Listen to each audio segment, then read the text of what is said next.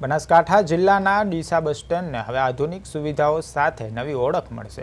રાજ્યના વન, પર્યાવરણ અને પરિવહન રાજ્યમંત્રી પ્રવીણ માળીના હસ્તે ₹8.81 કરોડના ખર્ચે બસ સ્ટેશનના નવીનીકરણ કામનો પ્રારંભ કરવામાં આવ્યો છે।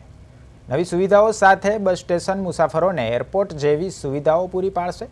ઉત્તર ગુજરાતના મહત્વના વેપારી કેન્દ્ર ડીસામાં મુસાફરોને વધુ સારી પરિવહન સુવિધા આપવા માટે ડીસા બસ સ્ટેશનના નવીનીકરણની કામગીરી શરૂ કરવામાં આવી છે।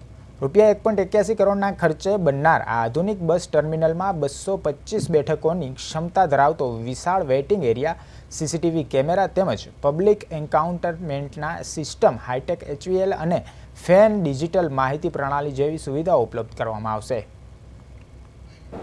આજે બનાસકાંઠા જિલ્લાના જીએસઆરટીસી વિભાગ દ્વારા ડીસા બસ સ્ટોપને નવીનીકરણ એટલે 25 વર્ષ પહેલાં બનેલા બસ સ્ટેન્ડને નવીનીકરણ કરવાનું આજે ખાતમુહૂર્ત કર્યું।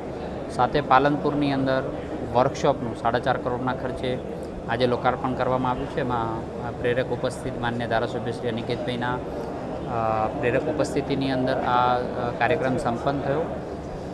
જીએસઆરટીસી લોકોની સુખાકારી માટે જે કંઈ સુવિધા ખૂટતી હોય એ કરવા માટે તત્પર છે અને એના જ ભાગરૂપે આજે ડીસાનું બસ સ્ટેશન અને જોડે પાલનપુરનું વર્કશોપનું આજે લોકાર્પણ